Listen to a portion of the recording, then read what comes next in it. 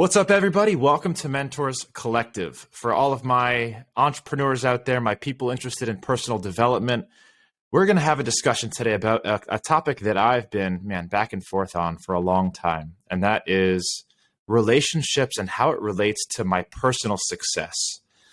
And as I'm a 30-year-old man, this topic is always one that is a little taboo to discuss depending on who you're talking about it with. And it gets fishy, it gets complicated. So we're going to get a little fishy today. And I'm going to hopefully get some insight shed for not only my personal life and how it pertains to the growth that I foresee in my business, but we're going to get some expert advice on how you can potentially utilize relationships to either scale your company and accomplish everything that you want to accomplish or not. And to do that, I've got the perfect guest to hit on this topic with me. And she is the host of a very popular podcast. She's been going for 7 years, The Great Girlfriends. Sybil Amuti, welcome and thank you, and welcome to the show. Thank you so much for having me. 30? I did not know you were 30. You give Was me that you were guessing higher or lower? I was guessing higher as we spoke, but 30 now I'm starting to see 30. I'm like, oh my goodness, he is 30. I love that. Yes, Well, thank you for I having appreciate me. you. You're welcome, and I appreciate you saying that. And thank you for donating your time, which I know is very valuable to not only have this conversation with me, but shed some light for my audience as well. And I know they all My appreciate it. pleasure. So Aw, the thank Great you. Girlfriends, I was curious, but before we started talking, what is that referred to? How'd you come up with that title? What is it? I know, right? The name is like, wait, is it like, How to I'll be a tell you great something. girlfriend? It is how to be a great girlfriend. So funny, Jay, because a lot of our listeners will listen from work. Well, they used to pre-COVID, and they would work at financial institutions, and they're like, your site's blocked. This firewall will not let me through because a lot of financial institutions thought it was like a triple X site, right? And so I was Yeah, it like, makes oh my sense. God, I have to really make sure that it's clear. The Great Girlfriends is all about the circle of supercharged relationships, community of friendship. You can have friends, right? You can have good friends and you can have great ones. So the title was really centered around what is that supercharged friendship about? It's like when you really have the friend that's in the clutch that you call, when you're down to your last $5, and when you've got $1 million or $5 million, and you just want to have that person in your pocket as someone you want to do life with. And what does that great girlfriendship look like? And so the brand is all about really unlocking what great girlfriendship looks like, from interpersonal relationships to your relationships with others, and how those relationships really do. I use supercharge at all times, but supercharge, optimize, and really put your life on steroids. I love that. And quite the opposite of like a mail order bride site, the financial people thought it would be. The So I number love of that. emails that I had to clarify, that's not our line of business, but thanks for the offer. We will pass. Well, if you ever want to pivot, you've got the domain name locked down. I do. I do. I do. Anyways, let's talk about those relationships, especially how it pertains to business. And I've got I'm sure you're going to disagree with kind of the philosophy that I've come up with over the years, and which is going to change, I'm sure. I've been in and out of a lot of relationships. Recently, out of another one. I've dated multiple, types of girls, women, with different, I would say, objectives, and experimenting to see if I could find the right fit that was going to complement my life and my goals. And I have very high goals and high expectations for myself, especially when it comes to business and personal development. And I've noticed that if that relationship, if that companion is not aligned with those goals, then I eventually become disinterested and even a little bit, I don't want to say salty for holding me back in a way. Mm-hmm. So probably the solution is it's the wrong woman, and I'm finding them in the wrong place, and eventually it'll piece itself together. But a lot of other men that I know, and sorry I'm talking a lot to start this one off because we're going to dive into the conversation. A lot of men I know buy into the philosophy that when you're in building mode, it's best to do that alone. So let's start there. What is your opinion on when you're building a business? Is it easier to do it alone, or is it easier to date and go through what I'm going through? It's quite interesting you say that. Immediately when you said what was going on in your relationships and your approach to your relationships, Of course, you said I would disagree, and I do. And I saw immediately what I think is a red flag in your approach to relationship building. I love how we are so super goal oriented, Jay. I too am a very similarly, like, I was aggressively driven to a fault, and I had to actually go back and course correct in a lot of relationships. But understanding that you are very goal oriented and you are on a track and you're on a mission and you're building a business, but you're building a business as a human who's living a life. And so your life and your decisions are not built off of your goals. Your goals are built off your ability to drive your values forward. And so values based decisions give you the ability to pursue your goals. Likewise, if you're looking to like partner in relationship, you can partner on the goal track, but the traction will be built when you partner on values and you understand and are looking at someone with whom you share like values and can propel the mission forward. If you go goals first, what you're going to find is quite a lot of friction in values, and you realize that you didn't ask the right questions up front because you asked goal-oriented questions, which is, what propels you in the morning? How do you start your morning? What drives you? Where do you see yourself in 5 to 10 years? How do you see money? Where are you investing? Those type of things. What are your adventure goals? Things like that. Versus, what are you passionate about? What keeps you up at night? What puts you to sleep? What allows you, what do you believe about love? What have you been taught? Or what are the things that you use as guiding principles? Those are the things that have given me what I believe is social proof. I'm 16 years into a marriage. My husband, excuse me, my goodness, not husbands. My husband and I have had multiple businesses together. We started a business when we were dating that was all built off of our values. Our goals were then assigned, to the mission that allowed us to move it forward. Likewise, my business partner, my former business partner, who I absolutely love, that we started a business together, the Great Girlfriends, we were built together on values. And the reason why we still love each other, even after we decided to dissolve our business relationship, is because we said as a value point that we would always put our values first. Our friendship was first, our decency towards one another, our respect for each other as women, etc. If we had just gone with goals, you find that people trip over one another. They'll disregard values, right? They'll disregard humanity. They'll trade you out. You're not, you're as worth as much as you can offer them. And ultimately, when they've reached their goal, they're done with you. So, you want to, if I hope that helps you kind of like, next woman, maybe I'll ask her a different set of questions. And, It does. So and goals are a little bit more superficial, right? It's like how much money do you want to make? How many employees do you want to have? Where do you want to live? And then yeah, values are a little bit deeper. It's more yeah. what are your humanitarian values? What are your religious values? Like things that are a little bit more Yeah. intrinsic. Is What do that you pretty do with accurate? the money that, yeah, what Right. do you do with the money that you make? What does it, what are your driving factors? What matters to you most? If you're very mission driven and your partner is very success driven and one is so focused on money and the other's focused on family, well, it's only a matter of years before the relationship disintegrates because you don't have that common ground.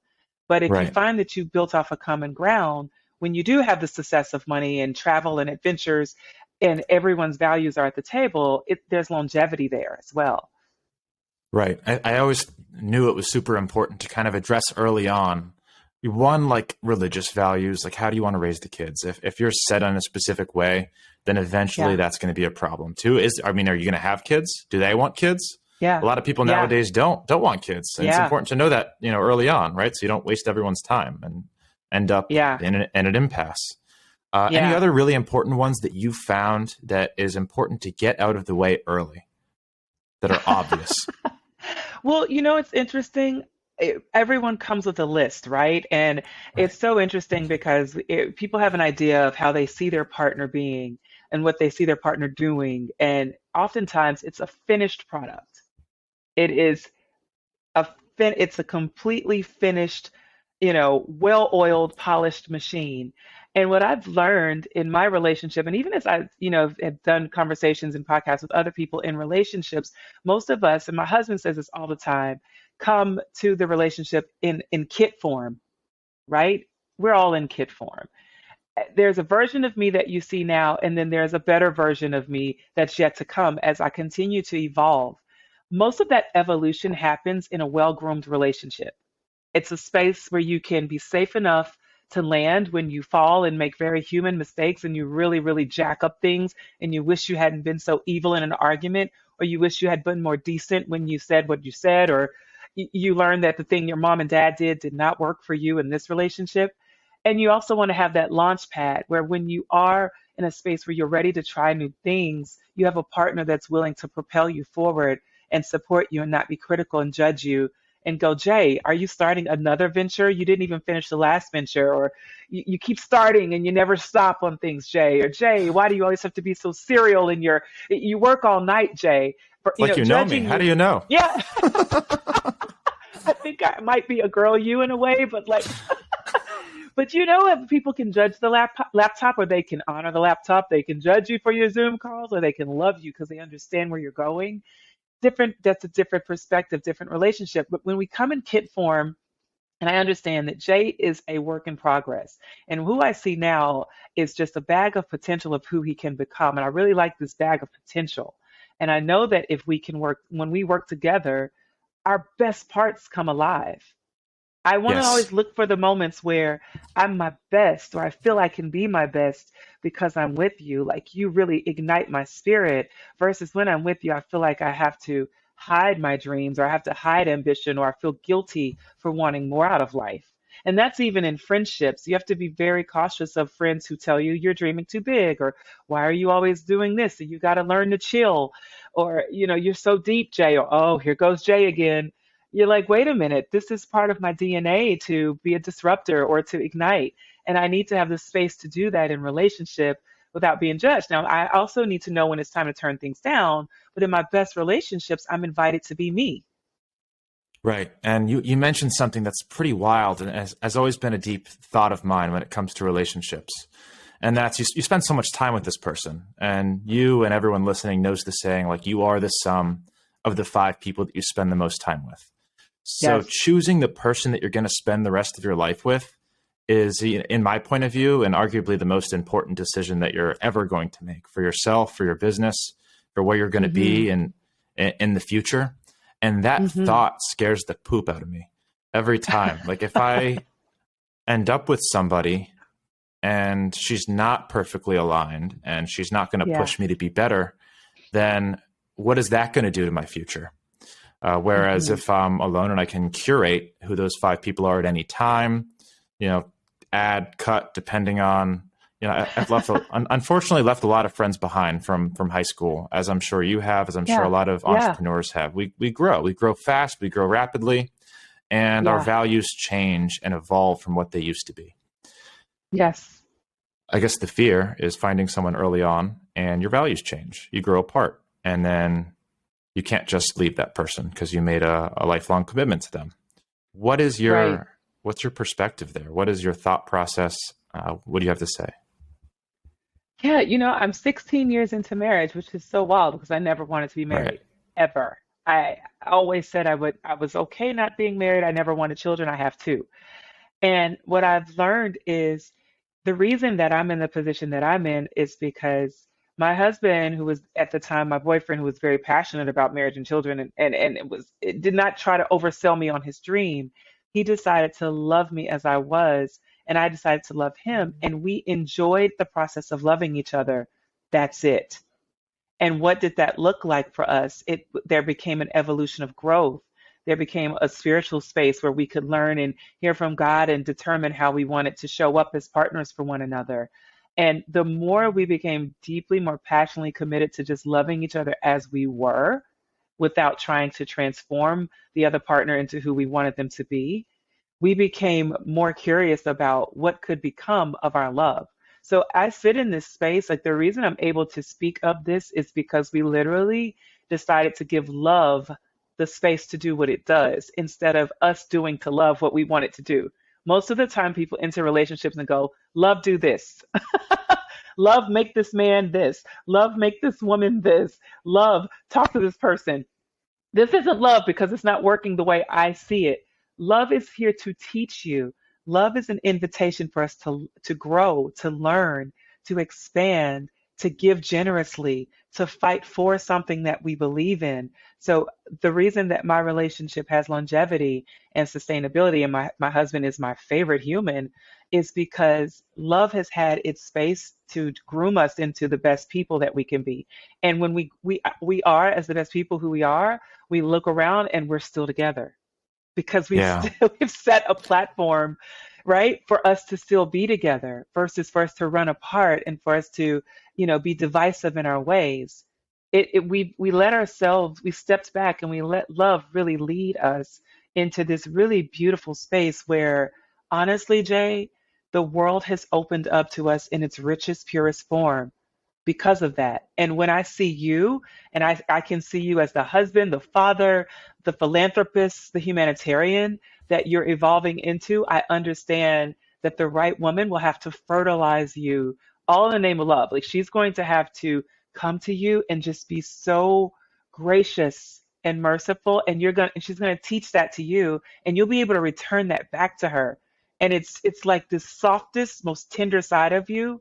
You're not even going to care about the chemical algorithm of it all. You're like, the equation of it won't matter because the bliss will open you up to trust that what you're in is pure and it's rich for you. And I get excited thinking about it. I could just like sell it in doses, I would, but I understand that people have to be receptive to what love can offer instead of what they will take from love. Right. Love is it's an And invitation.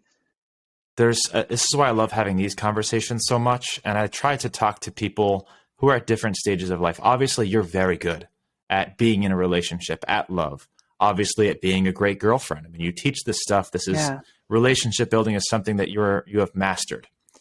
I would say Yes. half the time I have these conversations, maybe even more, it is people from the other perspective, people who have screwed this up and now are paying Yeah. for it and don't believe in love.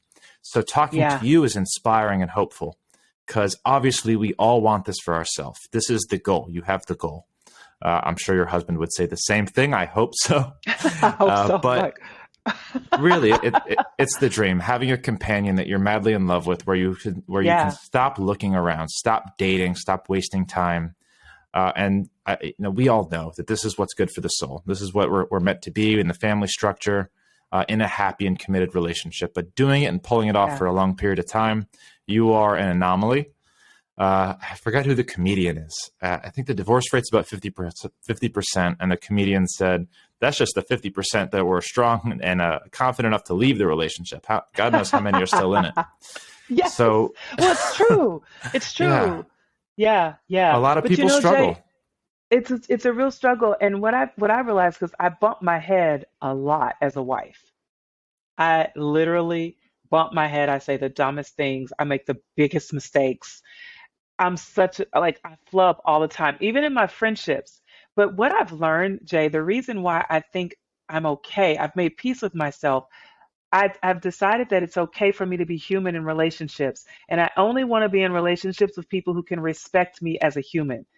Before, I thought I had to be perfect. I thought I had to show up and say all the right things and do the right things and please people, give them what they needed, only to put my own needs on the back burner. Now, my new model says, I'm going to say the worst things. I'm telling you up front, Jay, I am going to offend you 1,000 times over. But if you fight for me, I will be the absolute best woman in your life. I know I will be because my intent is to serve our relationship with the best I've got. But us having friction is part of the best I've got too, right? Because people think that pain is always a bad thing. Pain is a growth opportunity. So when we have hiccups in relationships, it's not always the end. Sometimes it's the next level. What happens is when people are running from pain, they leave these moments of growth on the table. And then they go into a new relationship and have to start all over again, and they find themselves rubbing against the same test. And they're like, here it goes again. I keep running into women who do this, or I keep meeting men who say this. These are opportunities for us to grow, and we keep missing them because we run every time they come. But Yeah. if we have toward values that say, when these opportunities come, I won't run. I'm going to stay at the table and I'm going to fight to learn who I'm supposed to become out of this.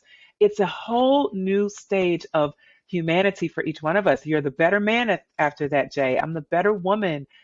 Our partners get the best of us, and we get the best of them. And so that split, that mindset that says anytime pain hits, or if it's really painful, I got to run. That's the part that that's where we leave the longevity on the table. How are we going to get to longevity if we're constantly running from things?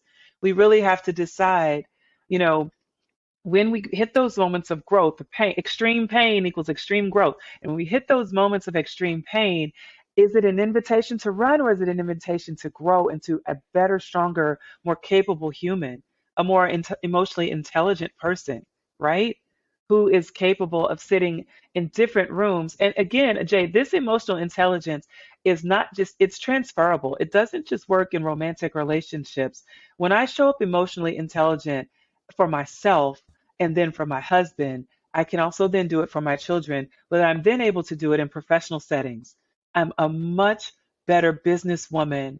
I'm much more discerning. I'm much more savvy. I'm much more capable of clarifying and asking for bigger dollars when I need to put more money, right? I'm much more able to do B2B, B2C. I'm much more to talk conversion and growth, all the stats. I'm capable of doing those things more because I understand the opportunities for growth when they hit. And when I'm afraid, I learn that fear is a point of growth. So I hope that someone can see that. It's like, wait, before you quit on that relationship, stop for a second and see what's the growth opportunity here. You know? Yeah, I love the I way don't that know you who you look need at to that. call back, Jay. You might have somebody you want to call back and go, girl, I left you too soon. Man, I don't know. No, I think But yeah. they might be listening, so I'm not going to go too deep into it. But Yeah, yeah, right. we'll see. Honestly, I'm comfortable waiting until the right person comes along and building myself Yeah, until that opportunity comes. yeah, And hopefully I build myself into a person that deserves and is able to attract the the woman that fits every, or at least most of the check boxes on my list. But the way you yeah. framed relationships was really powerful. Having to work at it. I think everyone hears that. No one really understands it, and kind of putting that into context, comparing it to a business partnership versus a solo venture. I know Yeah, so many friends who have failed in partnerships just because they weren't aligned on such fundamental levels. It yeah. made sense financially. They were friends. They wanted to make it work, but eventually it falls apart because they weren't aligned on those deep levels. Mm-hmm. But for example, me and my business partner work very well together. It's been 5 years. We're perfectly aligned, and we've been able to Mm. grow our company faster than anybody that I know because it's a Wow. partnership and it works really well together. We complement each other. We're aligned. We're better than people on their own, but Mm-hmm. we're kind of like a married couple, a good one. Of But course, yeah. I've been in bad ones, and a lot of other people have been in bad business partnerships too. But you have to work at it. If you're both working at the relationship at the same time, then Yeah, great things happen. If one of you yeah, stops working, the other one's going to stop working too. They're going to see that, and that's when things I think fall apart. But absolutely. being aligned from the beginning with the values, I think, is huge. Is super important. It is. Yeah, Yeah. It really helps you powerful go the stuff. distance. I've had a business divorce and I've had, divorce for different reasons. And then I've had just partners, like again, my last business partner who we absolutely love and divorce and adore each other. Our separation was not a failure. It was actually the success of our relationship that we were able to part business ways, but still be besties and love each other dearly and respect one another's businesses. Good. It's So amazing. It's a absolutely. blessing that you came out of that still Yeah. friends. I know a lot of business partnerships who have dissolved without that friendship at the end, which is Oh, for very, very sure. sad. Yeah. So Yeah. you teach in your podcast. I mean, that's the theme, right? Great girlfriends. Tell Hmm. me a little bit of the tactics or strategies that you've experienced over the years, that you've taught, that you commonly discuss, that you think would be helpful, I guess, not only for me, but for listeners, male and female. Yeah. Well, there's so many people that, don't understand the superpower of friendship. And, Jay, I for at one point got to a place where I felt like, I really think the best part of my life is my friendships, literally one with myself. That was the one that changed my life for eternally, and the ones that I have with others. And I started to do research on, from a brand perspective, studying where the data was on friendships. What I found was a lot of wellness data, which shows that people who have long lasting friendships live longer. They have less disease. They make more money. They travel further and faster, right? They have more growth opportunities in their business and in their careers. They, live in just better centers of wellness and health and peace, less stress, less anxiety. We also came out of a pandemic and we learned, statistically speaking, people who had better friends around them were less likely to have mental health crises during this period. And we also learned that those people who had great friendships around them were also more focused and able to build beyond the pain of the pandemic. And so when you ask yourself where in the world, why is friendship so important? It's because of all the things that titles will possess in the world. The one that we will all eventually have the same as a friend. You will never be a wife and I will never be a husband. Many people will never be CEOs. They may never own their own businesses. They may never be, spouses or doctors or whatever those things are. They may never be, but you will be at some point in your life a friend to someone. That's the one thing that you and I will both be.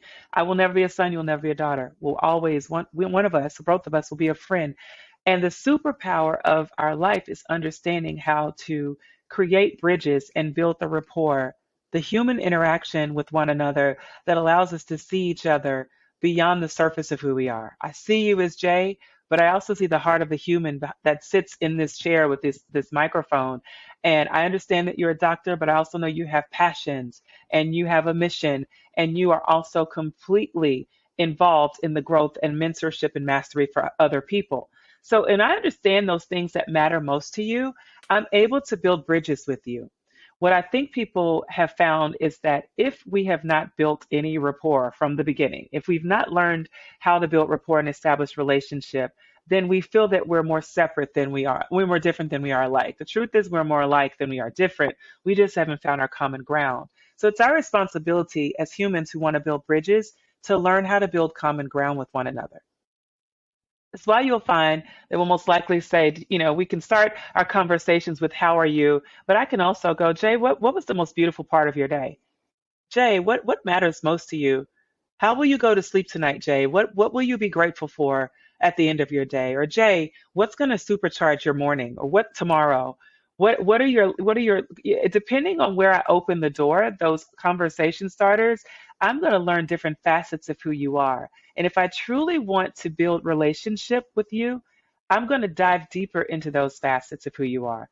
And what we also learn, and what I have taught millions of times over for great girlfriends, is that you want to go into relationships willing to give more than you get. The reason why you want to do that is understanding that if I come to you from a place of abundance, Jay, and I learn that the time that I give to you is not spent, it's invested, because I'm actually going to get a return on that investment through the relationship, then I'm willing to invest more. If I think I'm spending time or wasting time, everything that you say to me goes in the trash. If I see it as an investment, it's an opportunity for me to build more on our relationship. And I understand that return comes to me in a number of ways. It comes to me through connection. It comes to me through growth as I learn from you. It comes to me through the network, expansive network, because the more I learn about you, you learn about me, the more growth there is in the relationships that we share.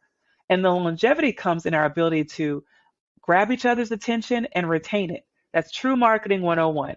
Get attention, retain attention. That's all relationships are about. How do I capture your attention, at least for 30 seconds? And then how do I retain it for a lifetime?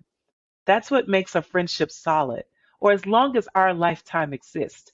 We may have a week together, we might have a month, we might have 5 years, we may have, 30 years. But it's Right. all about us finding common ground at every point of intersection. The ones that do it, that have the longevity, have found points of intersection. They've found common ground and they commit to it. The ones that don't realize that the common ground has been lost and there's a need for you to move forward in different relationships. Both are okay, but it's important for us to understand, oh, that's why that relationship ended, because our common ground was lost. Or that's why this relationship is so strong, because we continue to build common ground with one another. We're still passionate about getting to know each other, and we still care about that, right? And so we've committed to that. And that, for me, has been, through the Great Girlfriends, we unfold what that looks like in business, in money, in sports, in travel, in, motherhood, in romantic relationships, all the things that make life meaningful for us. You mentioned some of the questions that you use to build stronger relationships, find common ground. I love that. That is a practice that I use in my personal life, and I love that you said that. Yeah. How often would you Yeah. say that you do that? Really connecting with somebody on an emotional, spiritual level. And when you ask somebody a question, like you mentioned, it leaves that impression. Not only are they That's right. you're going to have their attention, but they're going to remember you. They're going to appreciate you. They're going to think and they're going to know that you care about them. You care what they're doing. You care what they have to say. So if Yeah. there's one lesson that my listeners can use as a tactic to build stronger relationships, I'm going to point to that. That is huge. Hmm. So talk to me briefly about that. Do you use that in your everyday life? Do you use that with people Yes, you're meeting for the first time, people you already I have do. strong relationships with? I do. I Yeah. do. Jay, I'm one of those people that says I love you. I forget to not say it to strangers because they're like, I say it to hey, that's a strangers. lot. I'm like, Hey, most of them like it. you If they know, don't like it, they'll remember me. yeah. Yeah, right. And I hug in meetings because I did the handshake for years. I did the cold, and it was disingenuous to who I am. And I'm always going to ask people to be who you are, care about the things that matter to you, and dive into those things. For me, Jay, I care about what people are passionate about because I'm a bridge builder. I'm always looking to connect on that. So I want to know what you're passionate about because oftentimes that's the question I ask my kids all the time. I ask my husband. I revisit that question often because most of the time, what I've learned is most people are living, lives that are absent and void of passion. And so I want to find out. I'm an igniter. So I feel I'm responsible for helping to trigger your passion. So I oftentimes will ask people, what are you passionate about? What wakes you up? Like what keeps you alive? What stirs your spirit? These Love are that one. questions that I ask at high frequency and I literally want to know. And if you tell me, Jay, that you are into skiing, I'm gonna like, oh my goodness. Well, tell me when's the last time you skied or what was that thing about skiing? Why is that so important to you? That for me is the way that I have found the deepest, most empowering engagement. Small talk is fun, but we can have small talk around things that are really meaningful. What was the last joke that you enjoyed? Why? You know, when was the last time you hugged someone? What was that like? Just things that allow me to learn something about you that can help me know you better. Right. And what about, like, I love to ask the question, like, what are you most excited about coming up? What events you got coming up that are getting you through the day? On the Yeah, other hand, you can ask questions that might prompt something that they're not so pumped about, but they also might that's be right. wanting to share if you're willing to accept that information and be someone for them to talk to. That's So, right. is there a question that you use to get them to open up about what might be troubling them, stressing them out, so you can be Hmm. that person to them? Oh my goodness, that's so good. My pandemic question was not just how are you, it's how are you today? How are you Hmm. today? We do a generic how are you, everyone goes fine. How are you right now? Right now, how are you? And I found that question for me, depending on the time of day, you ask a mom, a business person, you ask, your children, how are you right now? At the top of the day, they're exhausted. At the end of the day, they're excited, you know, or they are eager. I found that right now or today, that time specific, the specificity, excuse me, my goodness, one of my favorite words I've Yeah. lost, but being time specific opens the door for you to get real intentional answers from people.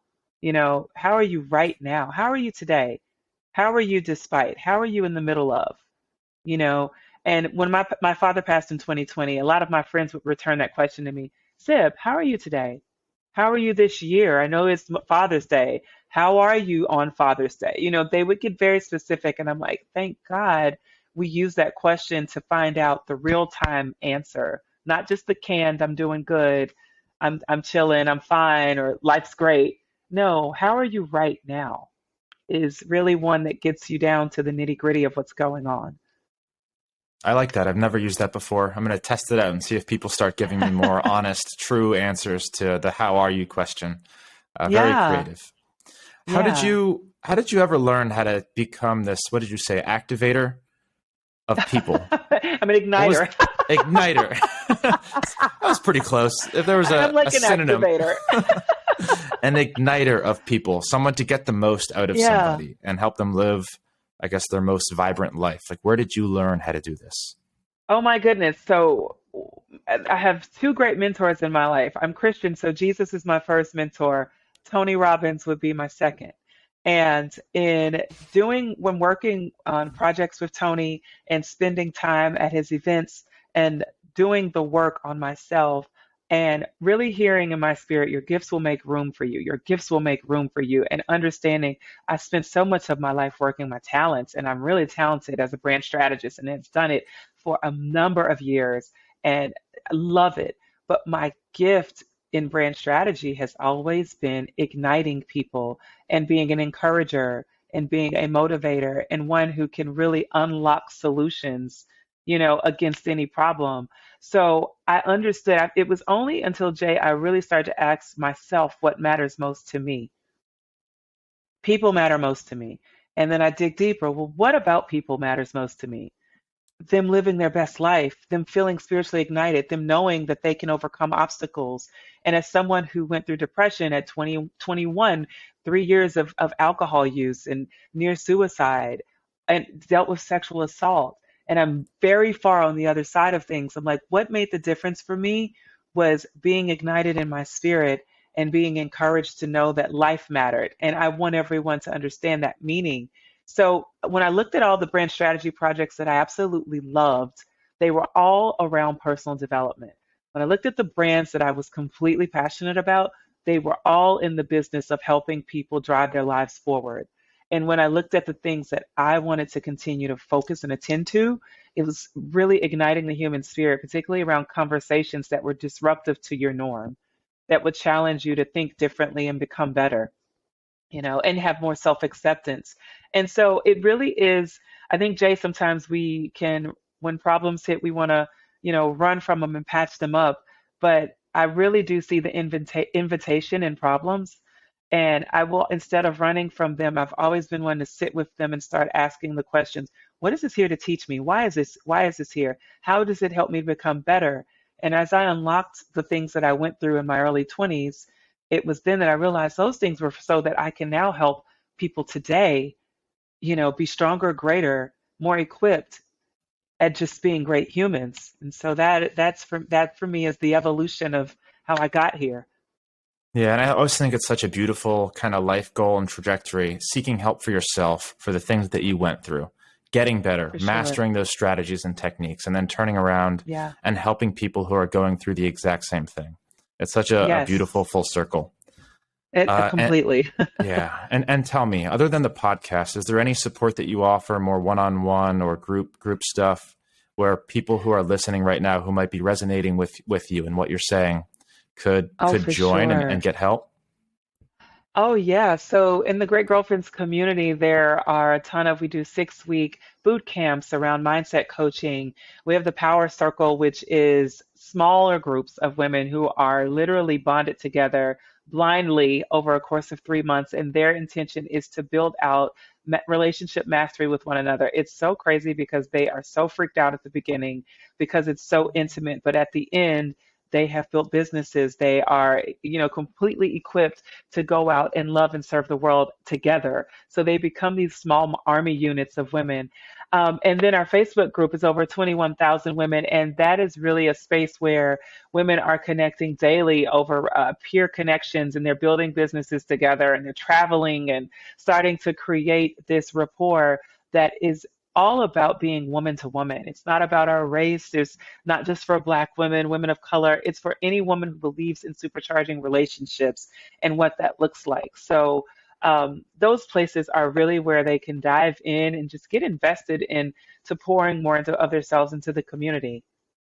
That's beautiful, and I can vouch for you. I've seen the loving community that you've built on social media. I did not know you had 21,000 group members on Facebook. That's Yes. unbelievable.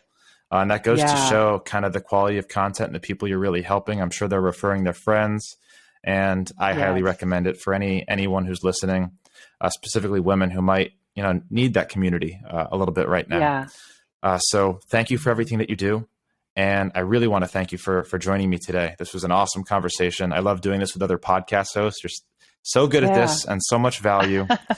And I hope to continue the relationship and shed some value. So for those who are listening, sure.